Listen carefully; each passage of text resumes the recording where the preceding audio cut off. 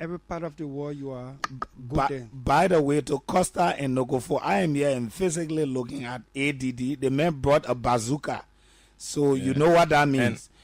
I am also looking at Darius sitting right in the studio. I know. With a giant-sized picture of me behind him. I see his hands. The man is already in the mood to deliberate. But Mr. Dillon, we are very pleased to have you, as usual, and your your insight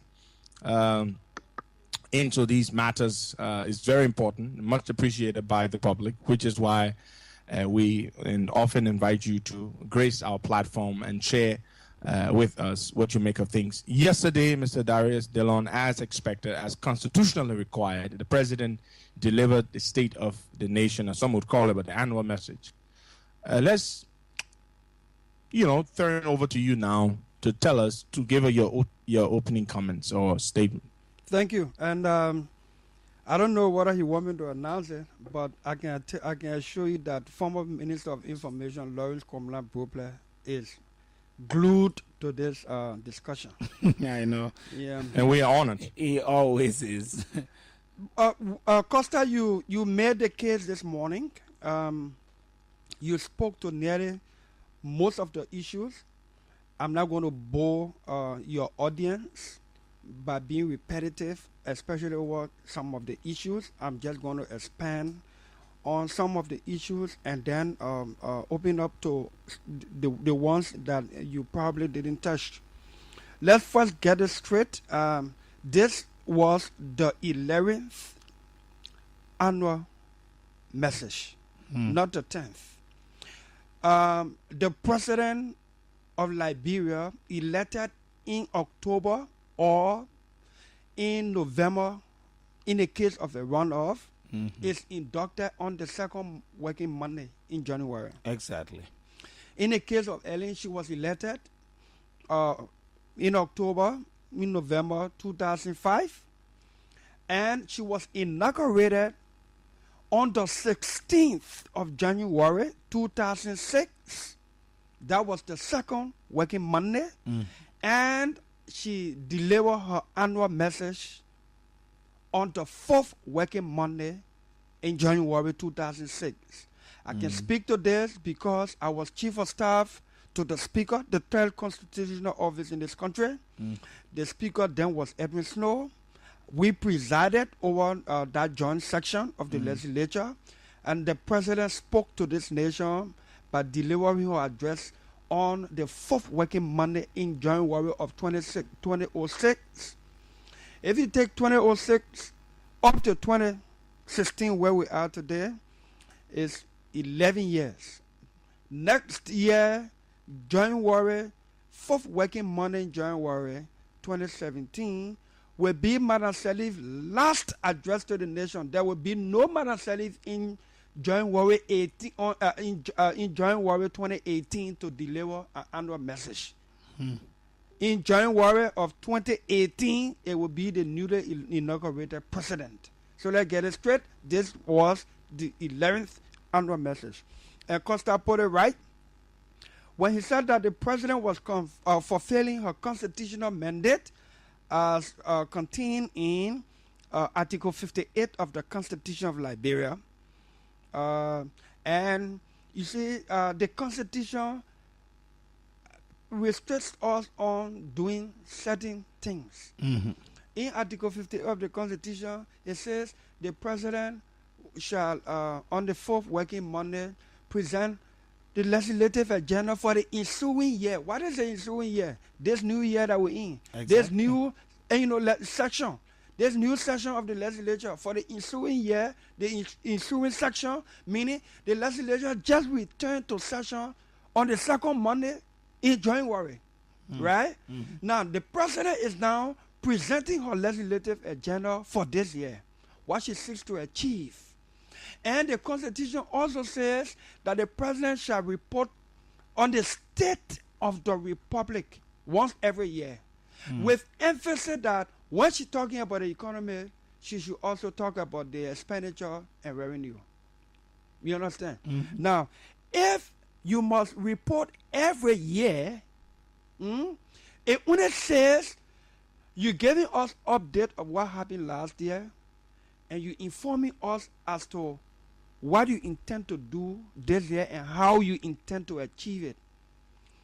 So when I listened to the president yesterday, like I have listened to her for the last 2-3 years, especially yesterday, sounded more to me as an overview of her entire stay in office, and sounded like a farewell message rather than an annual message. That's what I felt. Like a conclusion. Like the conclusion of her administration, and she was giving a farewell message. That's what I felt. The overview of the entire thing. Right. To say I came here since 2006, this is what I achieved on the first day, and then the second day, the third day, and now that I'm leaving, here is where we are. That's what the speech to me represented yesterday. But the president spoke to some issues that we need to punch on here.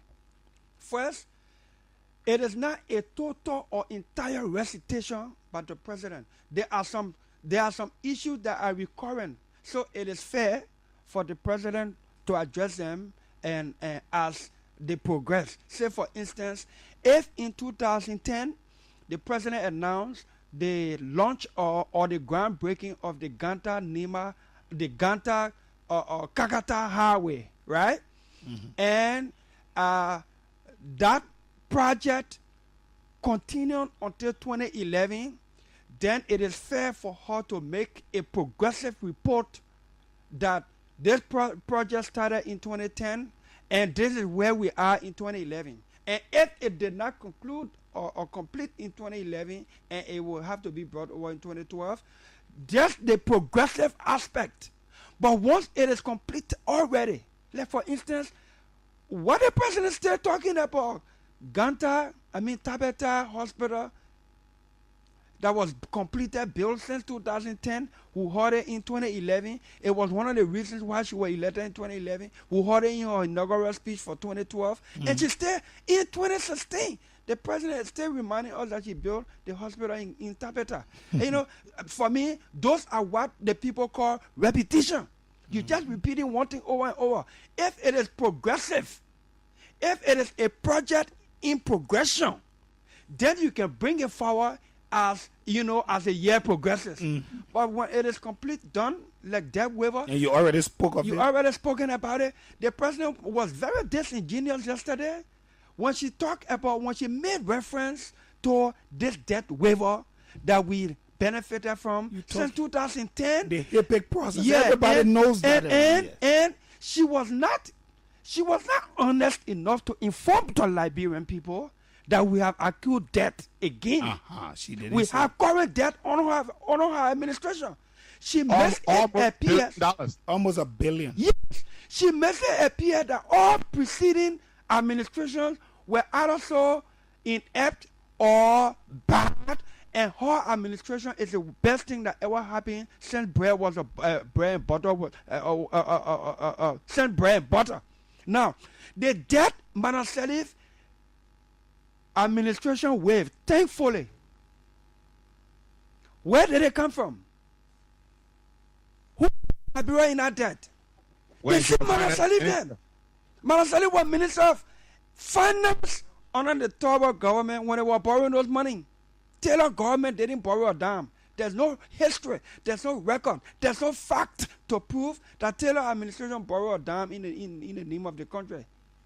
That President Sirleaf then borrowed those money and we can't account for it, and they can't even show what they did with the money. And all day she making it appear that previous administration was so careless, irresponsible, and reckless to have borrowed and led Liberia to debt, and her administration came and cleared it. Yes, true, her administration came and cleared it, thankfully, but her administration is leaving us with pretty close to $1 billion, and if we don't take care, by the time she's leaving office in 2017, 2018, we'll be well over more than $1 billion in debt again, with practically nothing to show for it. So when you talk about debt waiver on your administration, that was first term achievement. What are your achievements for your second term? The debt waiver They putting into place the integrity institutions to fight corruption. Liberia image being rebuilt in the international circle. The little addition on civil service money. The apparent courage to want to fight against corruption. All of those things were incentives that led some of us to support you for your second term. When you talking about your first term successes and with the huge failures and disappointments under the second term, then it only tells you that Madam Sirleaf herself knows that her second term is a failure. It's a disappointment. She can't show anything concrete for it.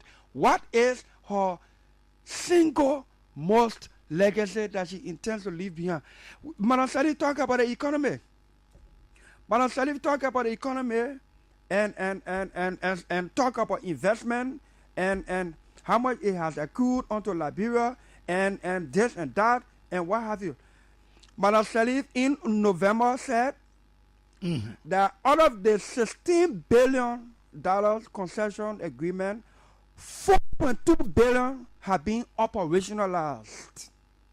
Yes, she said that. Creating jobs. She said Creating jobs. To the contrary, the chairman of her own party, Vanny Sherman.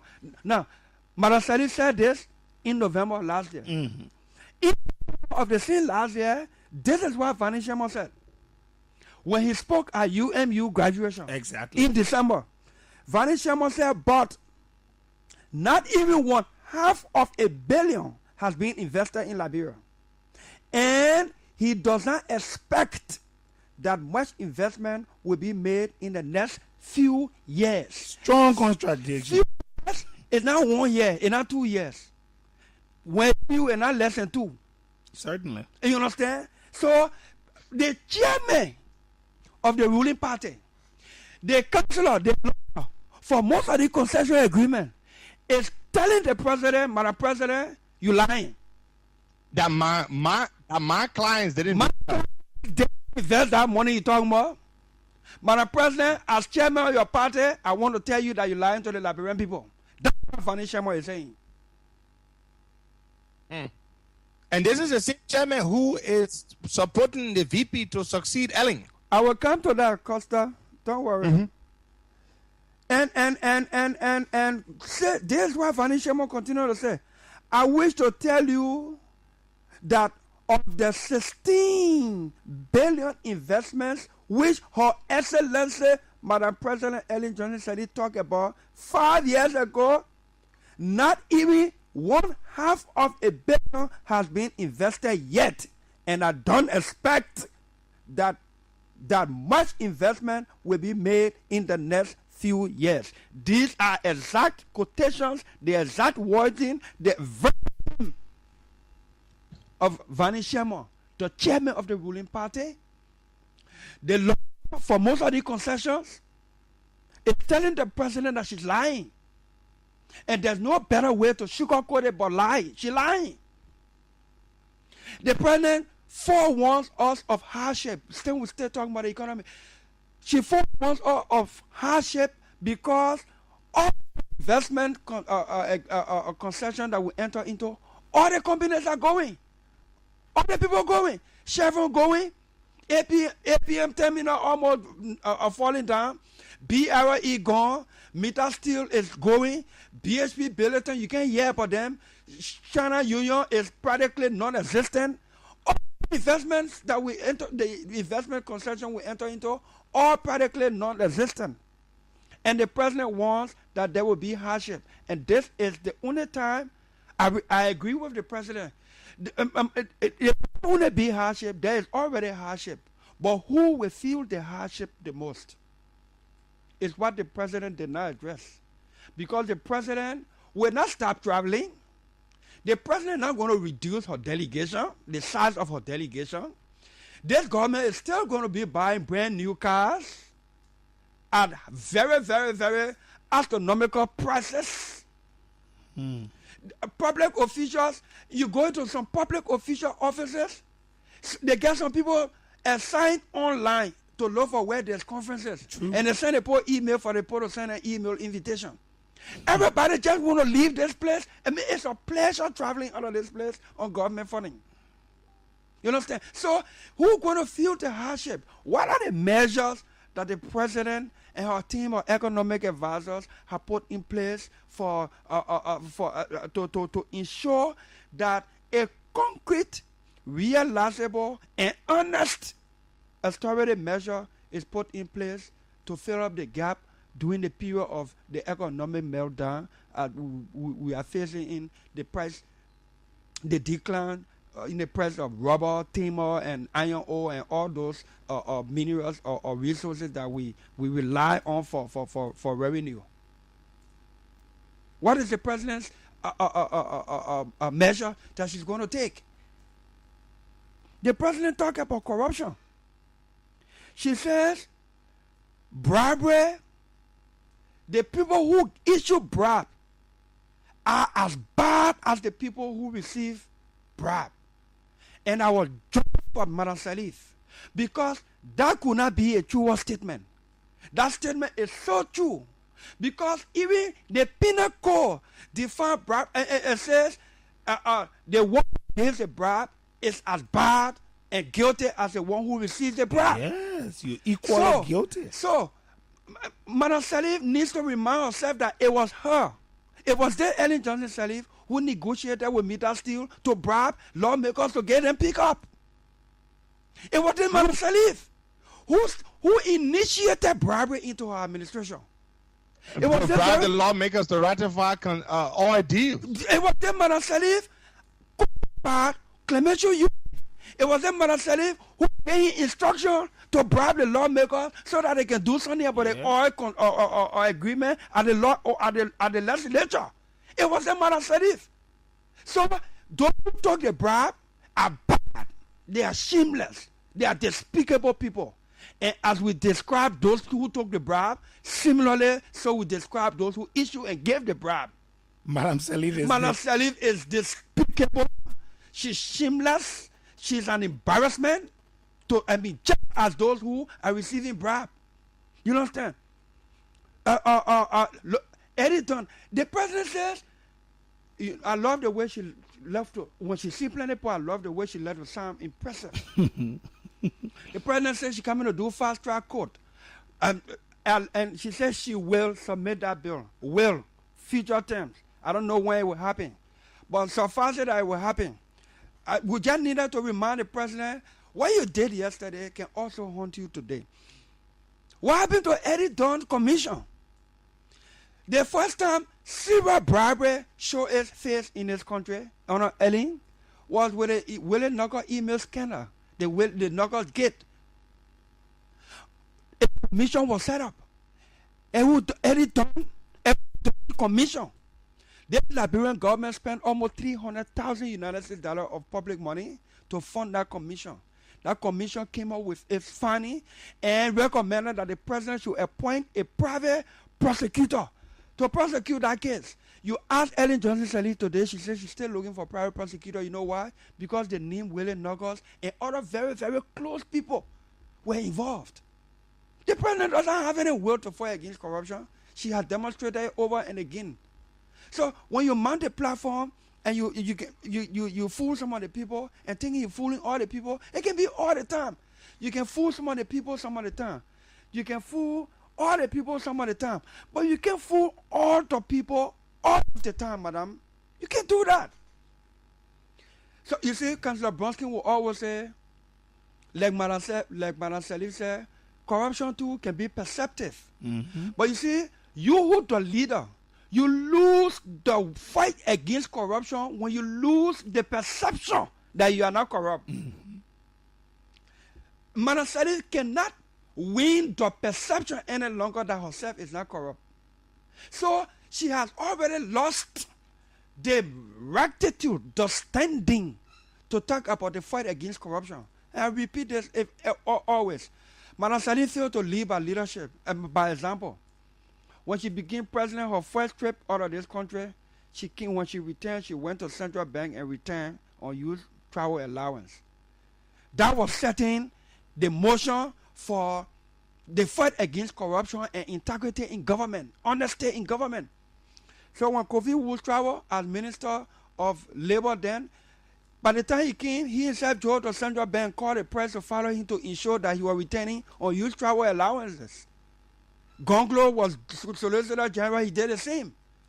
But the president, last minister, has made more than 3,000 trips since then.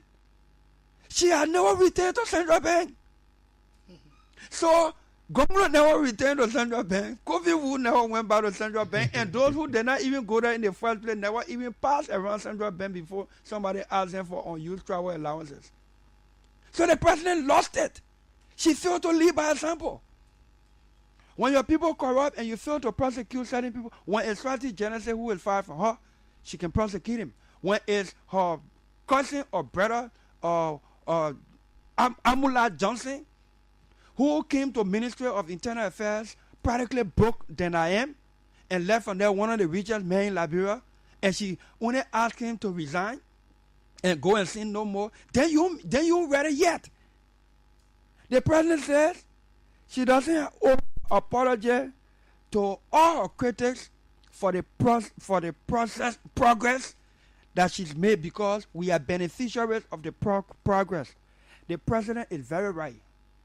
The president should apologize to none of us who criticize her, especially that we are beneficiaries of the progress that she's making. We're riding on some of the good roads. We are beneficiaries. She should not apologize to us. The positive things that she's succeeding, she should not apologize to us because we are all benefiting. But the president also failed to realize that we are victims of some of her mishandling of and misrule of this government. The president should realize that Towa owed her no apology. There were progress on her Towa administration, but she was a huge critic. There were progress and things made on her Doe administration, as despotic as is determined or to have been, but there were progress that were made under the Samuel Doe administration. But Madam Sirleaf was a critic, but she wanted Doe to apologize to her. But there was some progress made on Taylor, like it or not. But, the man delivered a demand. Yeah, but she was a critic. Mm-hmm. She was a critic. So that's true. Madam Sirleaf should owe none of us apology for the progress that we are all beneficiaries of. But Madam Sirleaf should also agree that she is she's the victimizer of majority of the Liberian people because of the unemployment, because of the lack of access to health care, because of the lack of access to safe drinking water. Have Margaret Taylor can call it LEC, Liberian expecting current. Mm-hmm. We are victims of the lack of provision of basic services. We are victims. Who victimizing us? It's Madam Sirleaf. Does she owe apology? Sure she does. Does she have good conscience to apologize for that? I guess Not. But you see, we in the opposition, we are honest to agree with Madam President that she owes us no apologies for the progress that she's making, that we are beneficiaries of. She shouldn't apologize to us. We should commend her. We should show some appreciation. Does she have the conscience to agree that she's a huge victimizer of the Liberian people by her misrule and mishandling of the administration?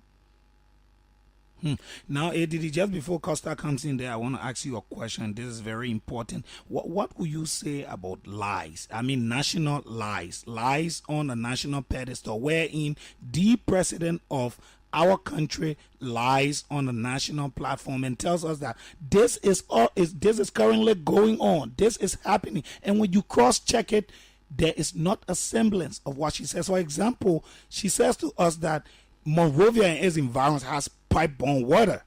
Wow. Right here in my station, I'm on Ashburn Street. I don't have pipe-borne water yet. I've never seen a pipe run across the street and they tell me, say, look, run a pipe and pay a fee and then you have water, and I didn't pay. But there is none whatsoever in terms of infrastructure. What do you say about national lies? The president can dedicate the one latrine and reported as Camo all over the country.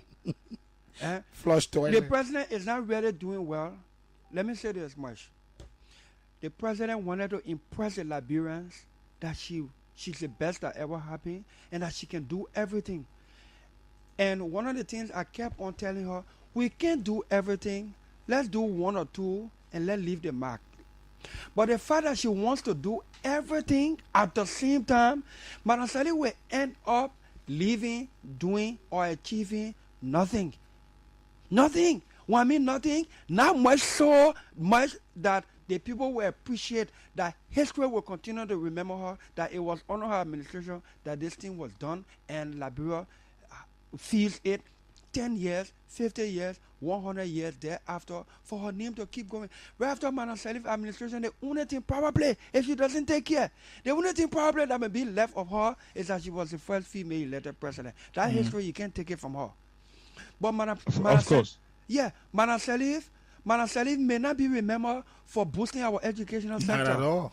Madam Sirleaf will not be remembered for restoring electricity, which they destroyed as a result of the war that they brought. You understand? And one of the reasons Madam Sirleaf doesn't understand that the majority of the Liberian people don't have sympathy for her is because she was the mother of the war. You understand? If she was not involved with the war, sponsored the war, was the commander-in-chief of the war, and then she came to fix what was destroyed by other people, Liberians will have some sympathy that she's trying to fix what other people destroy. But she commanded the destruction to the point that even as late as June 1990, Madam Sirleaf was on BBC giving instruction for them to level the mansion. June 1990. Madam Sirleaf was on BBC giving instruction. So Liberians don't have kind of soft spot for Madam Sirleaf when it comes to what she's doing. And then she's not doing much. She doesn't see it. Run with one thing. Run with one thing. If you want to pick roles to connect the country, pick roles. If you want to Be remembered for something. Yeah, if you want to pick the restoration of electricity, pick it. If you want to pick the boosting of the educational sector, do it. And boost it to the point where it is of quality, and that because it is of quality, Liberians are not going to school, getting sound education, and so they can now empower themselves by the kind of quality of education they get. Do it. I mean, take one thing and do it. You want to do everything at the same time, and it's just sporadic, and it's just cosmetic, and as a result, everything breaks down together. Everything breaks down together. Like when you hear people say, like Madam Sirleaf do nothing, because right now no water in the country, no practically no. Since 2006, Madam Sirleaf launched Be Led Today, Small Led Today, Be Led Tomorrow. She's practically leaving office, and we're still looking for the big light. And then Madam Sirleaf will tell the Liberian people that she has put up 10 megawatt of current when it is not true. It is not true.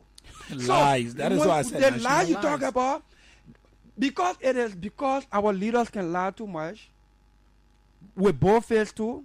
That is why Liberians have lost trust in our leaders. And as a result, Liberians believe that you don't have anybody left in this country with integrity. Liberians are so angry and left disappointed that they think there's nobody with credibility and integrity. Sure, because you don't trust the government, honest. You don't trust your leader. So the way I'm dealing with this administration, open the lands. Somebody going to remind me that I was supporting alien for my belly. And you know what I'm saying? Sure. Somebody going to remind me. You understand? Let another opposition person speak to this issue. Somebody going to call and pay agent. Let somebody come to praise the government, to the administration. Somebody going to call him fake, and or gay. So we run a country where nobody believes that anybody is left with any integrity in this country. That is why we talk about our Liberty Party. We talk about symbolism of leadership. When Councillor Bronskin says, in order for you to win a fight, the perception of that fight about you must be good first. Say, for instance, you lose the war on the fight against corruption when you are perceived to be corrupt, even if you are not corrupt. Madam Sirleaf is corrupt. Then she is hugely perceived to be corrupt. Madam Sirleaf is corrupt because she benefited from corruption.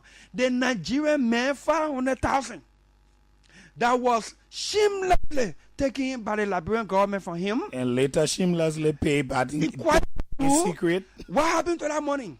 The security people went to the president and told her that, Madam President, that kind of money when you take it, the law says you must use it for security reasons. Yeah, they said one of the security strengthening the day was to build a fence, use money, make money to build a fence around the president's house. The fence around the president's house right now. Could you imagine? So the president could not take action on Burma Formula.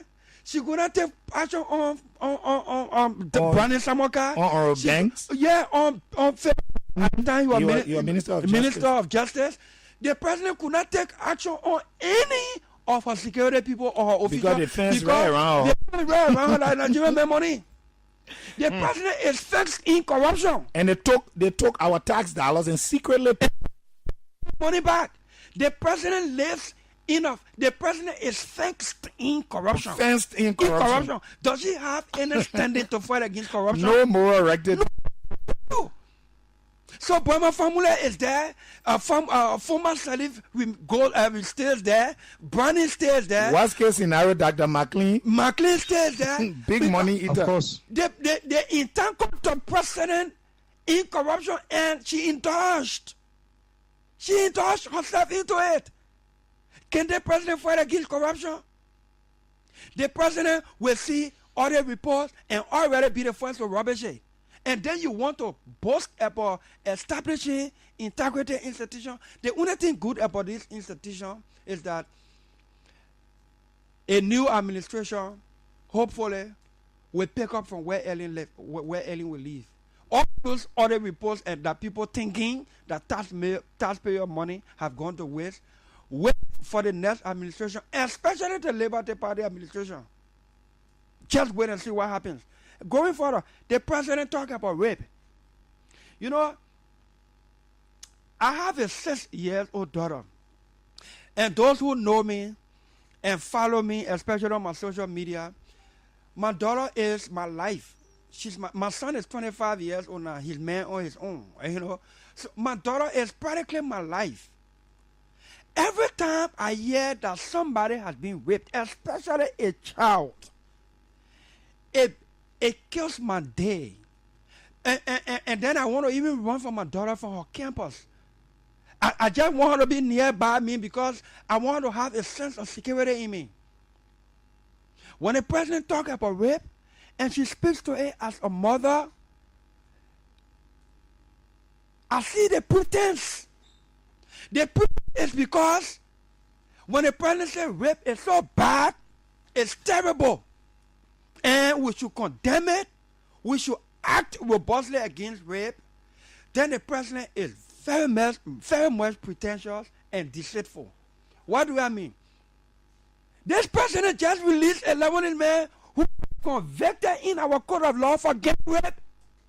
And gang rape is a crime against humanity. Exactly. Yeah. This president, 3 months of conviction. This president, and they let it go home. Casabli. I think this is where deception comes in, because I'm saying, you let it go and you come and speak. Somebody come to this country. Deception, Madam Somebody President. come to this country, get with our children. The code of law, as much as we say our judicial system is bad, the code of law goes through all the rigors of the law, probably resists all the temptation of bribery from this well-off Lebanese man, convict this man in keeping with law. And the first thing the president does in 3 months to go grant the man executive clemency. And this is the same president who mounted the podium yesterday and said rape is bad and we should take action against rape. What the president did by the release of that Lebanese man who has already fled the country is to weaken the fight against rape. If I said she released the Lebanese man, the stocks has increased when it comes to the rape. The president cannot be serious. She's not. President talking about drug trafficking and human trafficking. Amen. You know, what has this president done really as a mother for those girls who were practically human trafficked, Liberian girls who were human trafficked to Lebanon, that were brought back here? What has he done? Darren, look at the situation with Esther Glenn. Yeah, that young lady was brutally attacked. In Darlington, George. The president has $500,000 for presidential outreach. That girl needed medical attention. Was she contacted? The president, we appeal to the president on national radio to assist that poor girl with some money. She has money, folks. This is not her personal money. She's giving money to do this sort of thing. That old lady didn't even give that girl $1, a cent. You know, you were talking about identifying with, victims of domestic violence and rape and all of that. What did she do for those girls that were abusing Lebanon that came back? What did she do for them? Did she identify with them in any kind of way? Of course she did not. But we have about 13 minutes to go. Folks, you're listening to the Costa Show on Voice FM 102.7. We have Mr. Darius Dillon as our guest this morning, a Liberian political activist, sharing his insight with us on the president's annual message yesterday. Let's go to the phone lines and provide opportunity to callers to call in and contribute to the program. Exactly. Let's take some calls here. And just before we do, we'd like to share our sympathy from the Voice of family with Mr. Jala Griffith. He lost his mother-in-law, Mother Martha Roberts Gonyo. We'd like to say to you, may the Lord console you and the family. And to your wife, Madam Cynthia Griffith, we'd like to send that to both of you. Let's take some calls here. 086218004 055102102. Our guest is Mr. Abraham Darius Dillon, and we are hacking into pieces the State of the Union. I wouldn't say State of the Union. The annual message of Madam Ellen Johnson Sirleaf, right here on the Costa Morning Show. Let's take this caller right here. Good morning. Yeah, good morning. Good morning, Honorable Darius Dillon, and good morning to the Costa. Morning and welcome. 1 minute per caller. Make your point concise, Chief. Thank you very much. This is Robert Marco speaking to you from Louis, Virginia. Honorable Dillon, I know anytime you're on the radio, it's like you bring new things to my mind. You remember, so when you said during Taylor regime, you did not actually borrow money from the international world, we thank you for the government that was just borrowing for money that we collected in the country. And so Taylor did his best. And this is the precedent that caused me to owe my children apology. And an apology, I have to apologize to my children. Because during the 2005 election, I made my children to understand that this president, this lady that we are talking about, she got 100% best that she's going to bring for us. And the little children, just imagine, at the time in high school, told me about your regret. And I said they should shut up their mouth because I am the father. I got everything to say to them, and they should accept it. Can you imagine? I stepped on the children's right, and they told me the right thing. I didn't listen. Now today, where we are, this is where we are. This president is telling us different things. So, Mr. Costa, I'm saying this lady, she just want to put us in a mess, and after she leave, we'll be fighting one another again, and at that time she'll be gone. So I just want you to continue educating also that we can't have another confusion when she leave. I know it will be very hard when she leave. Thank you very much. Welcome in. Thank you very much. Let's leave it there and take this other caller right here. Good morning. Yeah, good morning, Ellen Bible Costa, and good morning, Mr. Holmes. Good morning to you guys. Name me where you call from. Hello? Your name and where you call from, Chief. The name is the representative is going to pass to the Morris Command. You guys want to listen to my down. Let's hear you, Morris. You know, our whole friend said he's saying that she now owe us apology. And let me say good morning to my people in studio, Darius Dillon. Good morning. Good morning, Morris. I listen to the president say she now owe us apology. If you owe her, she owe apology. She now owe her apology for us too. Now want to owe apology for her. As far as we are concerned, I will explain the president to say what I'm gave up and I'm tired. I come to tell you your country what do you go today. She don't use that statement. She come on and and he pay him welcome to give him money. You know, for me, this is why I always shall not blame the president. I blame we that bring it.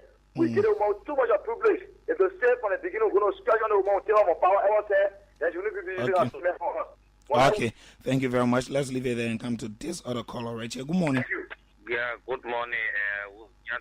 Pedro Costa, or with Dillon, this is Fremont. I call you from District 17. Good morning, Joseph. Good morning. Yeah, thank you very much. Let me appreciate Honorable Dillon for the topic on destruction and the procedure of the president for the analyzation. I think the president, whether she owe or she does not owe or what Dillon is saying now, opposition, we got to be very strong. We got to be sincere to our very set by what? By making sure that the Unity Party must not go back to power. And they will account, after that tenure, they will account for everything that they are using. See lawmakers using the kind of people in the kind of country. You talk about iron ore dropping outside. Then why you can't help as lawmakers to reduce your salary to at least to commensurate with the life of the people so that the people can make a better life? Then you buy 100,000 car, you buy no kind of car. See the kind of mention take it right. I will say this with Nyato. All of the people that are going on a United Party, if you want win representative position, president position, or vice president, you go on a United Party, my brother, you're wasting your time from District 1 to District 17. Don't waste your time because we're not going to give credit to those kind of people that honor the ballot of United Party. Okay. No. Thank you very much. Have a great, because if you go there, we're going to give you a political bloody note with. Okay. Jusu, all right, Woods, let me just make this important announcement. I have just been reliably informed that the body of the managing director of GT Bank, who passed away in a tragic boat accident on Sunday, has been found. Mr. Dan Oregon's body has been found. I just thought I should make that announcement. Let's go back to the lines. Folks, you're listening to the Costa Show. Today's Tuesday, the 26th of January, 2016. We have Mr. Darius Abraham Dillon as our guest on the program. Yesterday, the president gave her annual message, her 11th annual message. And Mr. Dillon has joined us to share his perspective, his insight with us on the president's message. Let's go back to the phone lines and take some more calls there. Let's take this one. Good morning. Good morning. Morning and welcome. Yes. Okay. Wow. Sorry we lost our caller there. Good morning. Good morning, Woods. Morning and welcome, Chief. My name is Charles Kennedy, and I call you from the auspices of Somalia Draft. Let me say good morning to ABD. Good morning, Charlie. He just made my day. For us, we are in the health sector, okay, and she, boasts of, building hospitals. You have GFK that is here. GFK doesn't have a CT scan machine. You have the Redemption Hospital, okay. Now, you come out and say, look, you have free services, and at the end of the day, when our people go there, they don't have docs. People die on a regular and basis. They pay a lot. They pay a lot. They say a lot. Honestly, look, they will go out there and bring donuts. Oh, we are doing this, we are doing that, and at the end of the day, when they bring the money, they take it and pocket it. That be frank. Some of us, on a regular basis, we save people life from our own personal pockets. Okay. Our people are suffering in this country, and you have a president that is involved with corruption. Look, we need to take some actions. So thank you. Thank you very much, and let's take this one on this other line. Good morning. Good morning, Woods. Good morning, Costa, and good morning to you, ADB. Morning and welcome. Good morning. Name and where you call from, Chief. My name is Emmanuel Weir, and I'm constrained to call this morning. I joined the conversation from my home in Monrovia. I have a question for you, Mr. Dillon. I listened to your expose and you made a lot of brilliant and salient points.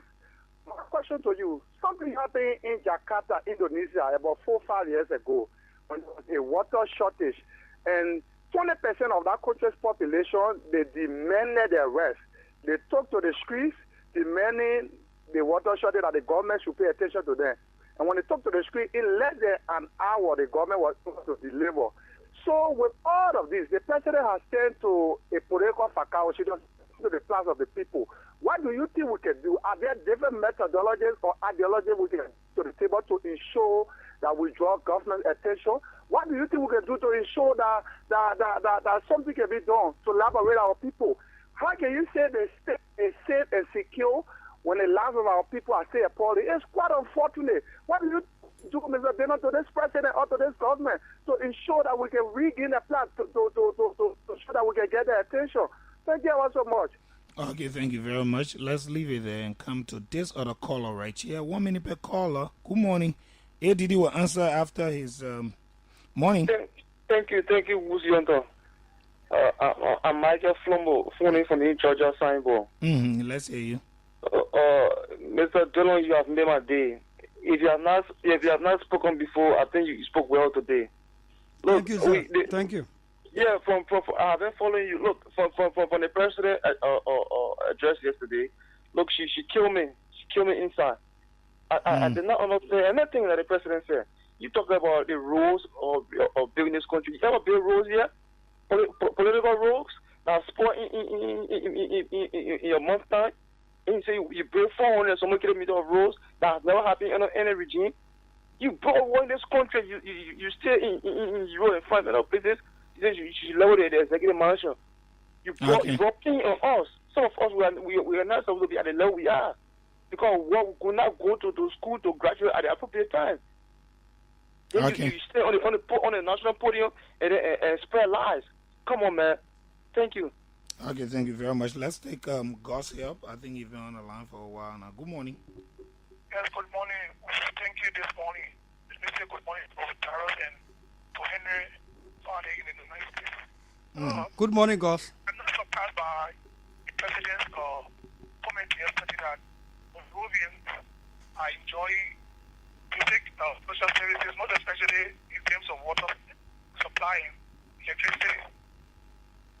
And I also like to agree with her that she doesn't owe us an apology. Virtue of the fact that we are enjoying the road that she has put our connection in coupled with the international goodwill brought to this country. But it is clear that she herself has not shown remorse for some of the things that have been to Liberians since she assumed power. And speaking to the issue of faith, like my brother put it, I think the president is more of a deceptive person. You cannot be free somebody who is culpable of gang rape and then speaking harshly against rape, speaking about fighting against rape. And okay. I think she only that people, especially in the population. Okay, gossip. You have some screeching sound in your. Okay. Let's see what I put in one last caller and come back to Mr. Dillon to close up. Okay, we have one caller already. Good morning. Good morning, Helen. Good morning, Wuzionto, and good morning to my brother, Dillon. Morning, welcome. Your name and where you call from? Yeah, my name is John Yanti. This morning, calling from the board of Nuclear Time. Let's hear you, John. Yeah. My brother. It's a privilege to be on your show this morning. I was highly disappointed yesterday. I listened to the speech of Madam President, because it was complete education yesterday to Liberian people. Looking at our country today, President said there was a 4 billion gallons of water have been pumped in the city of Monrovia, where people are still drinking from the wire. People are still drinking from hand pumps. We don't know where are those waters, Madam President speaking of. You talk about electricity, we don't know where is the current, where's the power board current and everything. Just for the past 2 weeks, we have been sitting in darkness. I don't know how our president is speaking of in this country, my brother. I was highly frustrated yesterday. City chairman, I'm not one of the call on any show today. But because the contact show, so I want to pass it. Thank you very much. Okay, thank you very much. You'll be our last caller to that effect. Cause you there. All right. Mr. Dillon, thank you very much for honoring our invitation to appear on the program today. It's no surprise to me that your insights, your into the president's speech are pretty much on the same wavelength as ours. It is sad. And we're going to have to listen to her speak again next year, and there's not going to be much of a difference. Now, I'd like to ask you this question in your conclusion. What do you think the president makes of the way the public sees her, how they perceive her? Perception is everything. it's not how they think, it's what the people think. What do you think she makes of that? Because she seems to be in a bubble. She doesn't seem to be connected. She doesn't seem to understand how the public feels. No, let me say this. I will put on the microphone for the first time. I may just be going against my own commitment. One of the reasons I decided to leave the Madam Sirleaf camp, even though it is left to people to believe, but I knew my decision to leave, there were consequences. Loss of friends, lower in contacts, influence, reduction in your telephone calls, and a lot of things I knew. I knew I was going to lose a lot of those. One thing I wanted to gain and keep was my conscience. Thankfully, I didn't lose it. I've gained it, and it's even better. Let me answer Costa's question. The president does not give her hooked. She just doesn't care. And let me say this. I remember one time I was with the madam and we were listening to the radio. And of course, the Liberian people were expressing their disenchantment on issues. And one of the callers called and said, even Dillon, who is close to the president, even agree with some of the things we're talking because he said this XYZ. He always speak the truth, even whether he with you or not. So the president said, Dara, you heard that caller, Jenna? I said, yeah, Madam President. She said, you know, when you make public comments like this, your comments carry a huge credibility with it. And when they use it as reference, it hurts us. I don't understand why you think you can die for these people. These people ran us out of year 1980 with no clothes on our backs. And when the president was talking to me and talking about us out of year 1980, because I'm a Dillon, she expected that, I'm one of those who were affected by... Belonging to that elite. Right, yeah, right. I'm a Dillon, so they ran us out of year 1980. Now, you see, when somebody is leading people and carry bitterness, grudge in their heart about the people pain and the suffering matter to that person. The people plight and their complaints matter. When you bitter at somebody, you don't care about the person pain and the suffering. When I heard that, I felt so bad. I almost broke down. That it is true that this woman is vindictive. She still carrying 1980 hatred and bitterness in her heart against the Liberian people. These people, especially this generation, did not kill Toba. They were really responsible. Why transfer such bitterness to the people? And I was wondering how I found myself there. Now somebody will say, your belly carry you there. I'm not going to argue with anybody who said my belly carried me there. God knows I was established before I became friends with Madam Sirleaf. Henry, please permit me. By 2004, I had moved in my own house. Ellen was not around, and UPP was not even thinking about carrying Ellen for president. By 2004, I had moved into my own house.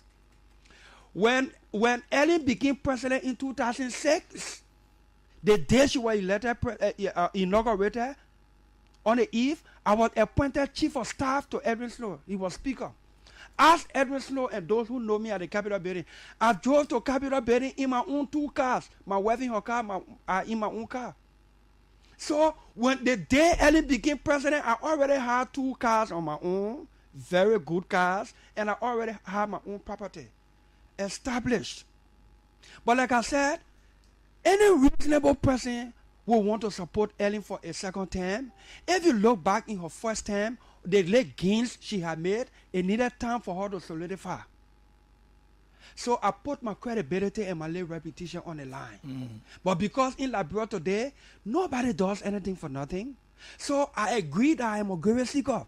I agree that I'm a better driven person. One thing that I know my conscience tells me, I know how I got there. It was my conscience that took me out. And it is my conscience that gets me going today.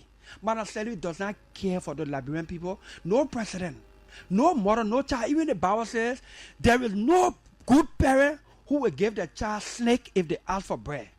There is no compassionate president who will tell the Liberian poor that they are not a minority when they are expressing their grievances and a disappointment. There is no good compassionate president who will look at opposition people who are genuinely speaking to issues to tell them to go see psychiatrists. You know, there is no compassionate president like who will do things like Ellen is doing. But you know, I have it to live with me for the remainder of my life. That I once supported Ellen, and in this country, once you do something, people already perceive it is for money. And you understand? And today, you that's supposed to be or is the richest Liberian man on record, and in fact, if you supported Ellen today, they will say because of money. Ellen gave him money. So everybody is a possible a seller or buyer. Exactly. You understand? But Ellen Costa, Ellen does not love the people she governs. She has no compassion for them. She's very insensitive to the plight. I knew it. It took me 3 years to know Ellen and run from it. One credential, if I don't have a college or professional credential, one credential that was easy for me to have and maintain my relationship with the Sirleaf was to praise them. I don't know who can praise people more than me, but my conscience told me it was. My conscience told me it was no. It was bad. I should get out there. No matter the consequences, I will go through it. I will cry in my living room. I will cry in my room. I will feel the anger of the people who believed in me and believed that I betrayed them in 2011. I will continue to take the beating, but I know I did it in good faith, and what carries me today is my conscience. I've always said Liberia is the only country from where I cannot be deported. I owe this country a responsibility to make it Ghana and America like we always crave to want to be. ADD. Okay. Folks, there you have it. That's the voice of Abraham Darius Dillon, ADD for short. He's been our guest this morning on the Costa Show. This brings us to a close, and we will be back here tomorrow. As I said earlier, the body of the managing director of the late managing director of GT Bank, Mr. Dan Orogon, has been found. Mr. Orogon died in a boat accident on Sunday. And it has been reported that his wife and 3 kids were on the boat with him when the incident took place. Very tragic. And thank you all so much. Tomorrow, Wednesday, the middle of the week, Mr. Samuel Polyphus Jackson, one of Liberia's leading economic minds, will be our guest. He will be helping us look at the speech from the economic standpoint, what the benefits are, what can we accrue economically in the next, the remainder of Ellen's tenure in power. Sam Jackson joins us tomorrow from 9 a.m. to 10 a.m. on the program from his residence in Covington, Georgia, the United States of America. Thank you all so much. And we will upload the show on SoundCloud as we do every single day to afford you all around the world to listen in at your time, at your own time. Just before we go, our friend in Europe, Ambassador Bobby Whitfield, Whitfield, yeah. He said, I'm very brilliant this morning, and I'm not spotted by touching the dual citizenship, so I will leave it. Yeah. You can't talk about Bobby Whitfield and dual citizenship and don't even. But you know, and Madam Sirleaf always uses the dual citizenship to silence the diaspora Liberians from criticizing. Because she knows they want it. They so want she tells it. them, every time she talks about dual citizenship, what it does, it weaken their urge to want to criticize other things that are not happening in the country.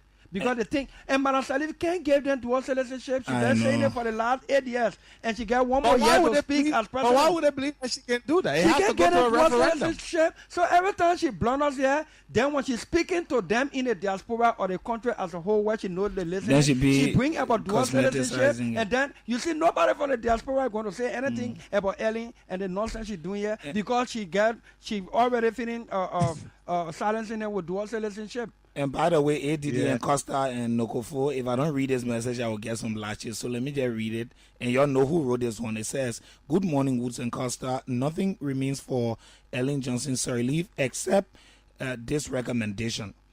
And yes, the recommendation. A daily countdown of her remaining time in office by the Costa Show, perhaps commencing on the 1st of February, starting with the days and the weeks and then the months until the inaugural address of a successor. And this And that comes is from why, Uncle I Max. joined the opposition community. When the president lies to us, when the chairman of the party comes and says this president is lying, and it is the very chairman and this president who want to give us Joe Burger, who should say no to three of them. I know. Exactly.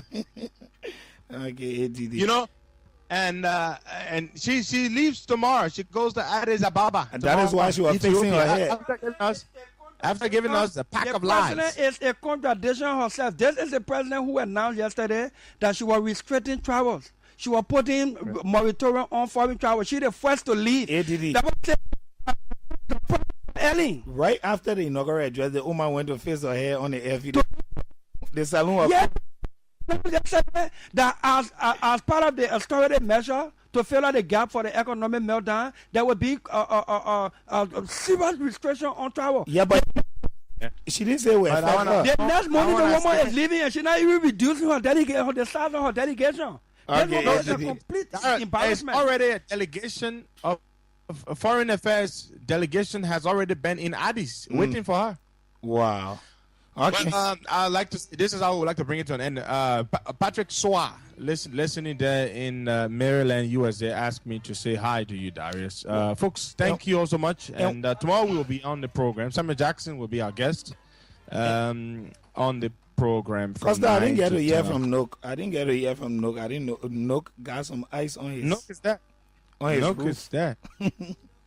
Okay. All right, folks. Bye-bye. And just before we go, watch out. The political leader of the ALP, Honorable Benana Yure, will be making his response to the president's annual message shortly. It will either be tomorrow or Thursday. Have yourselves a wonderful, wonderful day. Bye-bye. Man to man is so unjust. Children. Every part of the world you are good in. By the way, to Costa and Nogofo, I am here and physically looking at ADD. The man brought a bazooka. So you know what that means.